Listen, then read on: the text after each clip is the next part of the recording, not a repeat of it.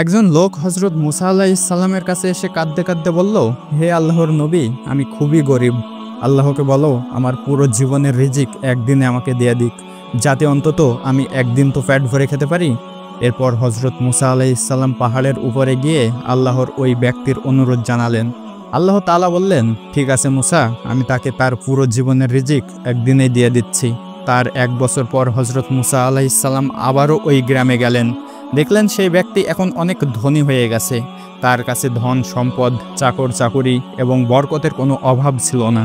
হযরত মুসা আলাইহিস সালাম তখন আল্লাহর কাছে বললেন, হে আল্লাহ, তুমি তো বলেছিলে যে একদিনেই তার পুরো জীবনের রিজিক দেওয়া হবে। 1 বছর হয়ে গেল, তবুও তার রিজিক কমার কোনো লক্ষণ নেই। এটা কিভাবে সম্ভব? আল্লাহ বললেন, জেনে রাখো, আমি তাকে রিজিক দিয়েছিলাম, কিন্তু সে তার মধ্য থেকে শুধু একদিনের রিজিক নিজের জন্য রাখলো এবং বাকি সব কিছু আমার বান্দাদের মধ্যে ভাগ করে দিল। সে যা কিছু আমার পথে দিল, আমি তাকে তার থেকেও বেশি কিছু ফিরিয়ে দিলাম। এখন সে আমাকে দেয় আর আমি তাকে দিই। সে দানশীলতার দরজা খুলল আর আমি আমার রহমতের দরজা তার জন্য খুলে দিলাম। এরকম আরও শিক্ষণীয় ভিডিও পেতে সাবস্ক্রাইব করুন।